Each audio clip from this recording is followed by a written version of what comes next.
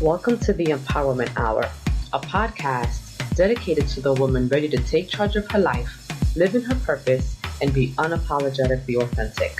I am your host, Nancy Ruffin, award-winning author, mommypreneur, and the self-proclaimed Latina-oprah who is dedicated to helping women unleash their power, discover their purpose, and live up to their fullest potential. My goal is to empower you, inspire you, and help you unlock your passions and discover your purpose so that you live the most fulfilled and impassioned life. If you're ready to make a change and start living on purpose, then you're in the right place. Let's get started.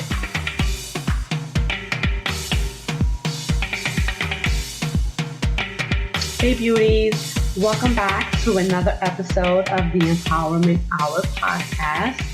It's your girl, Nancy Ruffin, and this week I'm excited, one, because we're nearing the last days of summer, so I'm really trying to get in my last bit of fun in the sun before the kids go back to school, and me and the family, we actually have a nice little getaway planned coming up next weekend. So I'm really psyched and pumped about that. I hope you all have had a magnificent summer. I hope that you've been doing everything that you've wanted to do, that you spent time with your families and loved ones, that you've taken time even for yourselves to do the things that you enjoy to do. You know, a lot of what we talk about here is not only giving of ourselves to our families and friends, but also taking out the time for ourselves to practice that self-care, to rejuvenate, to recharge, and to refuel our batteries, because without us operating at our fullest potential, we cannot be of any service to anyone else. So I hope you all have been taking advantage of the summer, even though if you're in the New York tri-state area, the weather has been really funky this summer, right? We haven't really had many hot summer days. And in fact, right now, the weather feels a bit like autumn, and so I hope that you all have actually been able to make the most of this funky weather. And talking about weather, I just want to quickly send out a huge prayer to everyone that's out in the Texas area, all of my Texas listeners who are or who have been affected by Hurricane Harvey, the devastation that I've been seeing on the news and on social media. It's horrible. It's heartbreaking.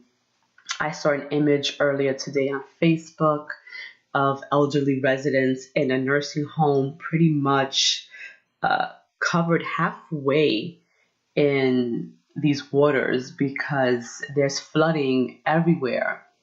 And it just really broke my heart. And to think that I haven't heard much of the rescue efforts with regard to what the federal government is doing. Not sure what Trump is doing about this natural disaster. I mean, part of it is because I just stay away from political talk. I've tried to stay away from the news as it relates to Donald Trump and his policies and his agendas, because that is emotionally, it's just too much for me. It really does something to me physically and emotionally and mentally. And I can't stand to watch him or hear him or any of that. But in any case, my thoughts and prayers are with everyone out in Texas. I hope that you all get through this. I hope that you get the resources that you need quickly. And yeah, I'm just keeping you guys in my thoughts. But in any case, this week on the podcast, we're going to be talking about something that is very near and dear to my heart. And it's something that I talk about often in many of the workshops and seminars, and even in my writing. And it's about creating a winning team, finding your tribe, and also leveraging meaningful partnerships and collaborations. And for me, talking about a team and creating a team, it's everything for me, because I would not be able to do any of the things that I do without having a strong team of people behind me. And I think that that is true for any person that's in business, any entrepreneur. Definitely, we know that big businesses and organizations would not be able to operate without the manpower, that they have to push their business forward, right? Every organization has employees, and really, above everything else, human capital is your most valuable resource. So for tonight, I really want us to take some time to talk about how we, in our everyday personal lives and even in our small businesses, what are we doing to create that winning team, right? Because no one that has ever achieved any level of success has been able to do it alone. And if they tell you that they have, then they're lying, because no one person has every skill set that is necessary to run or manage the different components of a system, and of a business, no matter what that business is. Even for, let's just say, for example, an artist, someone who performs, someone whose talent might be, maybe they're great singers or they're great musicians. The skill that they have, yes, is the singing, or the talent that they have for playing that special instrument. But for them to get to a level of success that's comparable to, let's say, Michael Jackson, Beyonce, Whitney Houston, Celine Dion, all of these great singers that we've come to know and love, they have huge teams behind them, right? They have marketing, they have stylists, they have vocal coaches, they have street teams, all that they have. For the women that have children, right? They have nannies and cooks and personal trainers, and all of these people that help them become the absolute best that they can be, right? And so we know that Beyonce wouldn't be this huge megastar that she is if it wasn't for the team that she has behind her, right? Because when she's out on stage, when she's recording her music, when she's doing her concerts, there are a team of people home, right? Taking care of her home, taking care of her children, making sure that all of the other things that she's responsible for are being taken care of. And so as it applies to you, I want you to think about what your winning team looks like, right? And think about the people who really truly support you, and then think about the ones who may not really support you, and how they're either propelling your success, pushing you forward, or hindering you. And then ask yourself, why do you have these people in your inner circle? The other day I was listening to, I don't know if it was a podcast or if it was one of those motivational videos, but the message that it was conveying was, you have to be able to know the difference between your audience and your circle.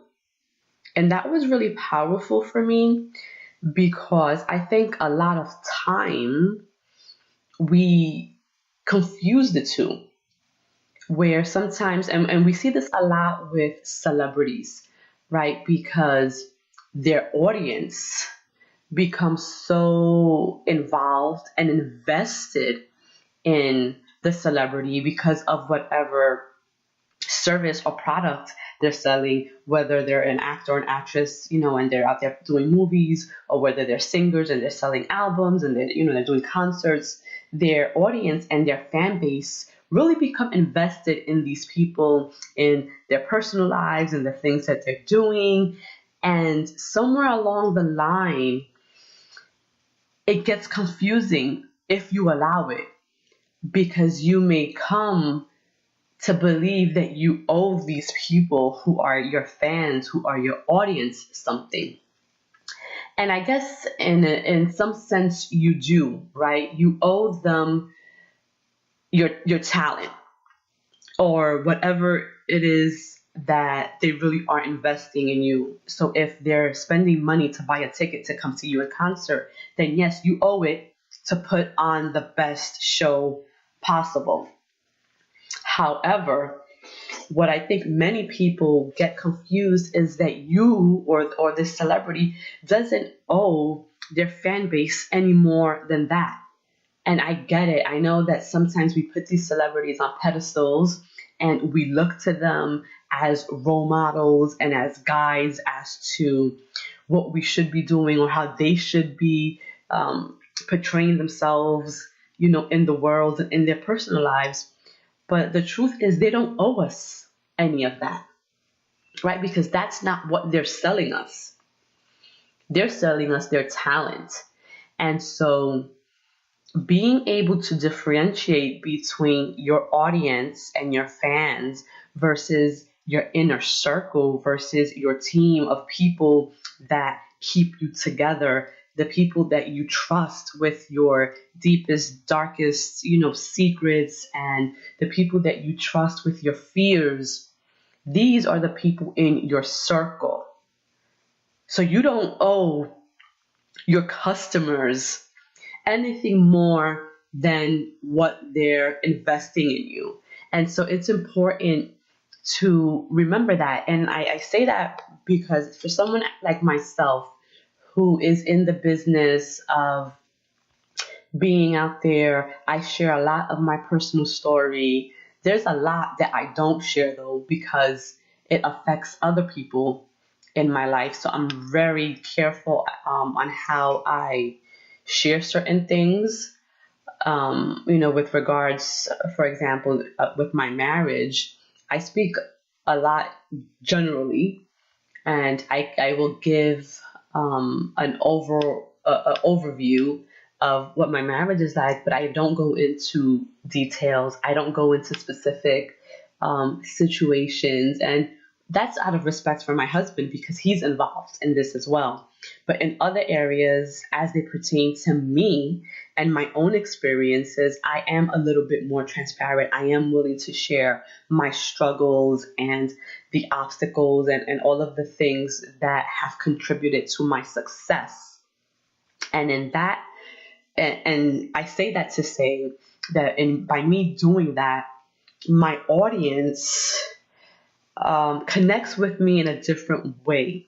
It becomes a little bit more personal, and part of what they're investing in with me is that authenticity, is being able to share those personal parts of myself, to inspire them and to empower them and to motivate them. It's what I talk about a lot in my books. It's what I talk a lot about with the podcast and in the essays that I write. So as it relates to me, yeah, they're investing in something a little bit more personal.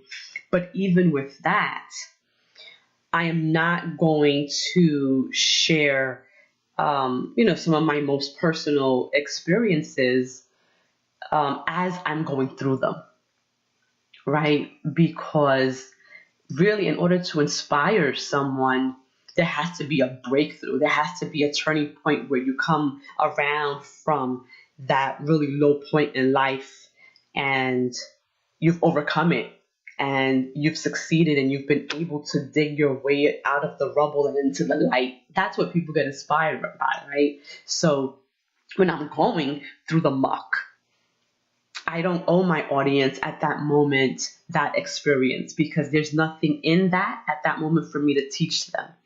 And so that's when I hold on to my inner circle, to those people who are going to hold me up when I'm at my lowest, when I'm at my weakest, and who are going to help me find my strength again.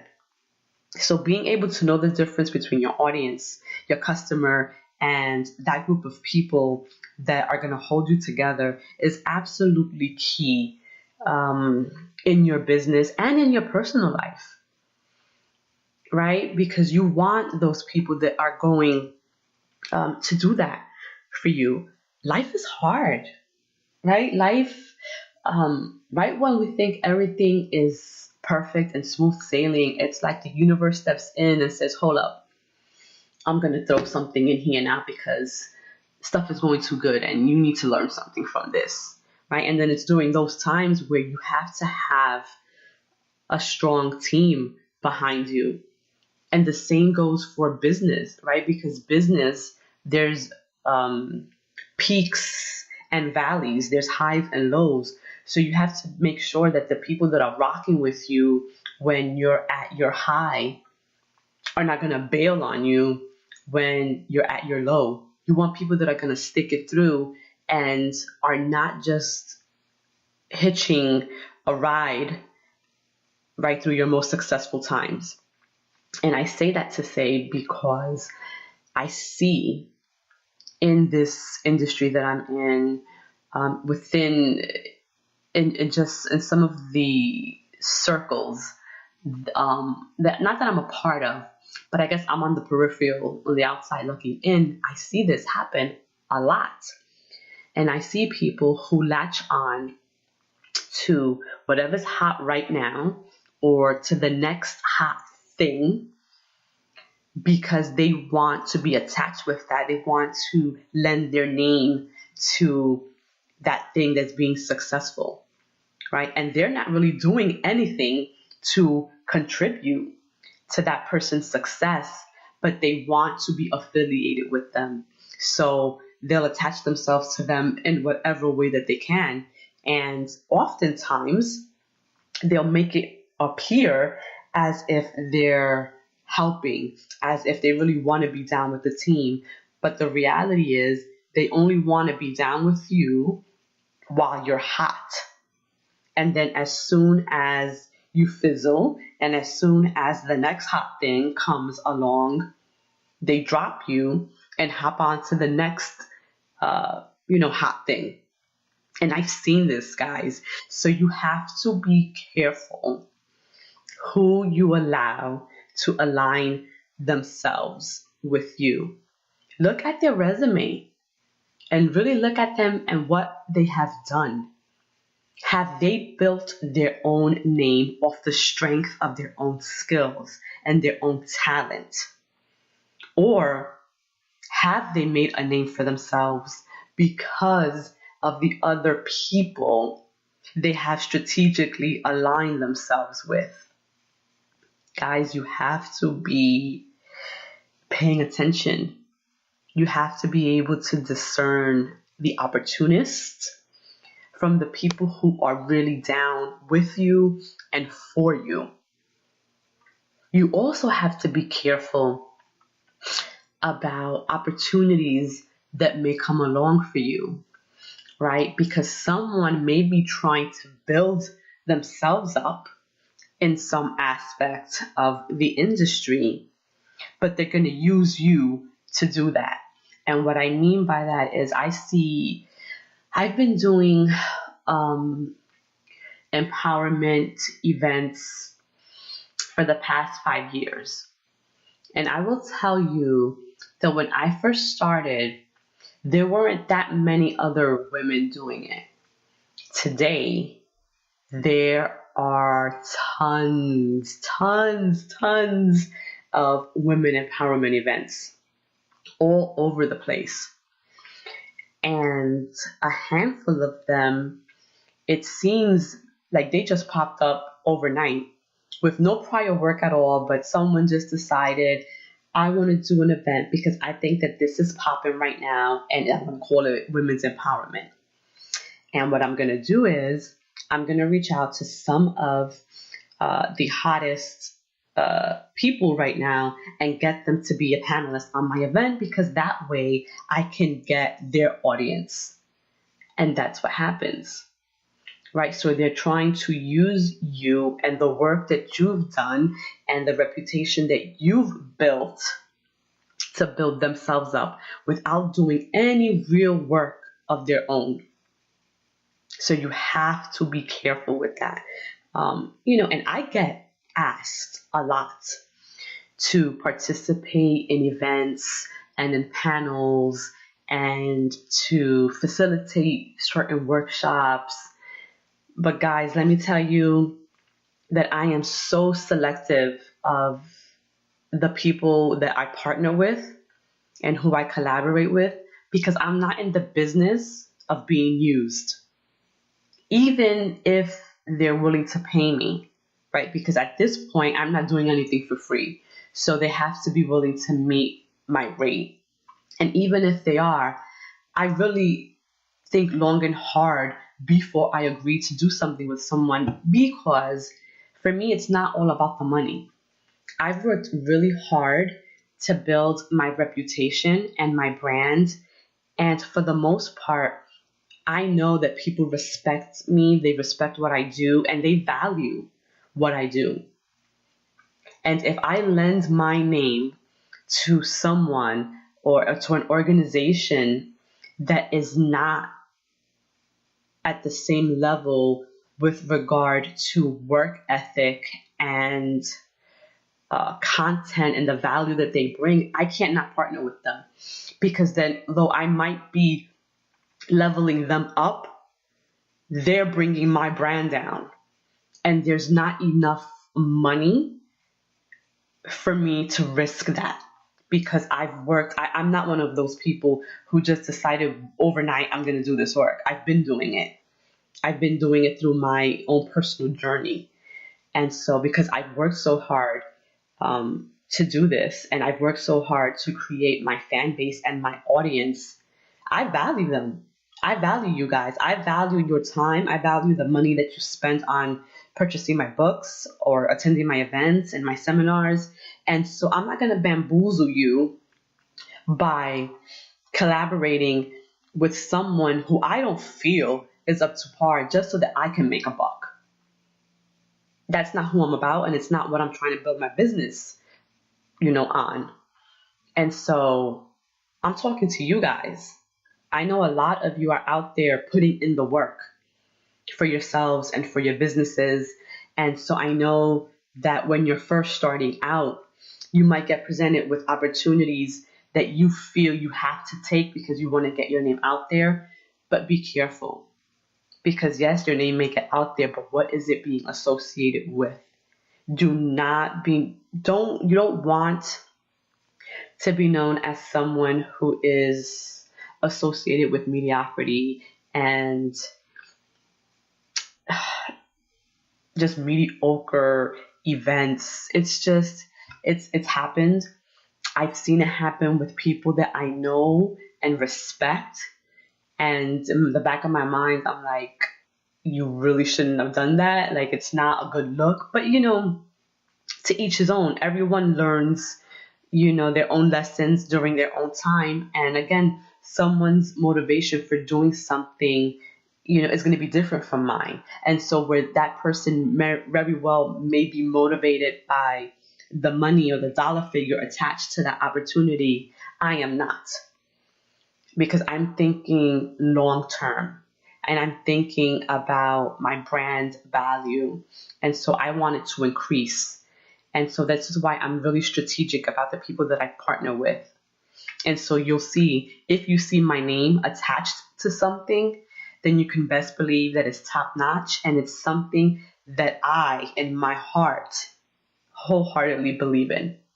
I'm never going to do something just for the money. So be careful what you attach your name and brand to. Remember, not every opportunity is going to be in your best interest. Be careful of users and opportunists, but also be able to identify those people who are really down for you, the ones who really want to see you win, the ones who are out there supporting you, and they're investing in you, they're investing their money, their time, their resources. Okay, the ones who really believe in you are going to make it apparent. You're going to see that it'll be more of a 50-50 type of situation versus more of a what you can do for them kind of thing. And I've been really lucky and blessed that the universe has done a really great job at removing people from my life who don't have my best interests at heart when it comes to the work that I do. It's funny how that happens, but the universe, it does it for you. And sometimes it may be hard to let go, but you have to trust. You have to trust that everything that is happening in your life is happening for a reason. And those times when the universe has removed certain people from my life, it has replaced them with some really, really great people on my team. People who go all out for me without me even asking. And so I'm grateful. I'm grateful for my team. I love you guys. I love all of you who tune in weekly to listen to the podcast. So just really keep your eyes open. Keep your eyes open.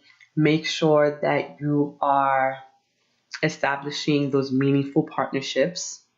Okay, partnerships that are as fulfilling for you as they are for the other person. Okay, that saying, your vibe attracts your tribe, is so on point, guys. Okay, if you want to win, you have to have people on your team that want to win and that are willing to go as hard as you are to win. Stay away from the negative Nellies and align yourselves with the positive patties. All right, so with that said, I'm going to end this episode. Thanks, guys, again for another wonderful week. Go out there, be positive. Don't let anyone steal your joy. Remember who you are and whose you are, okay? Don't let anyone make you believe that you're anything other than great, because you absolutely are.